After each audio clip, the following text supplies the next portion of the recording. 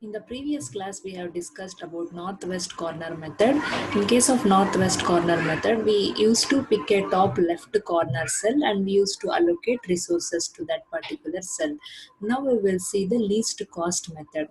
So here I have taken the same example, which we had taken for the northwest corner method, where we had three supply points and three demand points, and various transportation costs have been given from various sources to various destination. And here we need to find out the all the unknown quantities. That is the here we don't know in what quantity the resources are getting transferred from one source to one destination, or from various sources to various destination. All those quantities here we need to find out. So in case of least cost method, so in this entire table we have to pick a cell which has a minimum value. In this entire table, which cell is having minimum value? This cell. Okay, this cell is a minimum cost. Okay, and the minimum cost here it is 3. So we need to pick this cell and we have to start allocating resources to this particular cell. So this particular cell has a supply of 25 units and has a demand of 35 units. So here we need to consider the minimum of these two values. Okay, the minimum of these two values, it is 25. So allocate 25 unit of resources to this particular cell. Now this 25 supply has been consumed. This value will become 0. And here the 25 out of 30, 25 demand has been met, this value, and the remaining will be 5. Remaining will be 5 units. Now this quantity has become 0, right? This entire 25 has been consumed.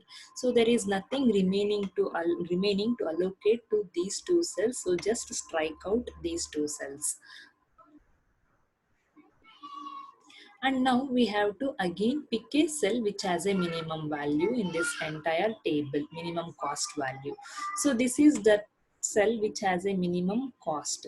So this particular cell has a demand of 5 units and has a supply of 35 units. So we have to pick a minimum of these two values. The minimum of these two value, it is 5. So this value, okay, this value now it will become 0, and here the remaining supply will be 30 units. So since this has become 0, right, so entire 30 has been met, entire 30 units of demand has been met. There is nothing remaining to allocate to this particular cell. So just strike out this particular cell. And now again we have to select a cell which has a minimum cost. So this is the cell S, right? This is the cell which has a minimum cost. So select this particular cell and look into the demand and supply associated with this particular cell. So the demand, okay, demand is 40 and supply is 30, and the minimum of these two values, it is 30. So allocate 30 unit of resources to this particular cell. Now this value will become 0, and here the entire 30 has been met. Now this value will become 10. Now again we have to select a cell which has a minimum value. So before selecting, now this entire thing has become 0, right? There is nothing remaining to allocate to this particular cell. So just strike out this cell. So now we have only two cells. Okay, out of these two cells, this is the minimum cost cell. So allocate resources to this particular cell. So out of 40 and 10, the minimum is 10. So allocate 10 units of resources to this cell, and here the remaining supply will be 30, and here the entire demand has been met. So this will become 0.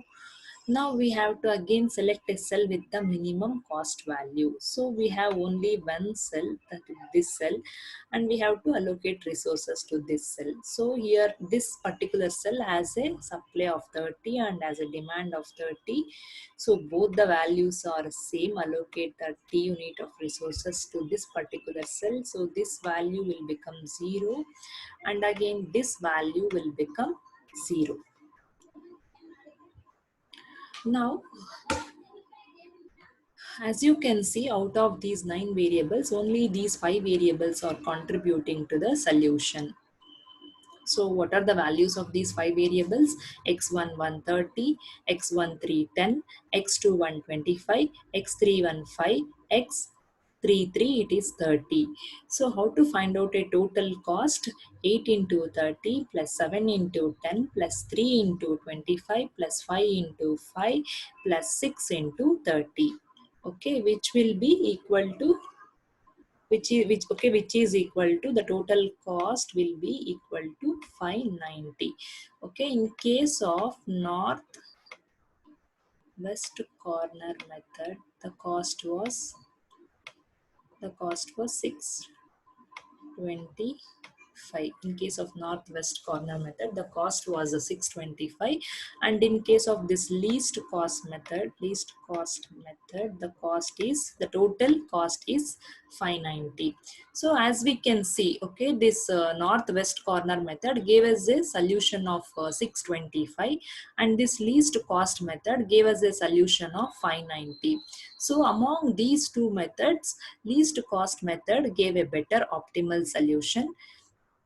So among these two methods, we usually prefer least cost method. So why this least cost method gave us a better solution means, in case of this least cost method, all the resources are always allocated in the least cost cell or minimum cost cell.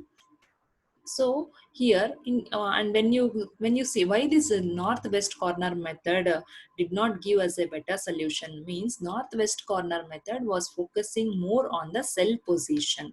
So that is, the resources are always, okay, always all the resources will be allocated in the top left corner. So rather than what was the cost associated with that particular position. Okay, every time we used to allocate resources in the top left corner table, so we never used to check, okay, whether that top left corner has a minimum cost or it has a maximum cost. By looking at the position, we simply allocate resources to the cell. That is why this northwest corner method did not yield a better optimal solution.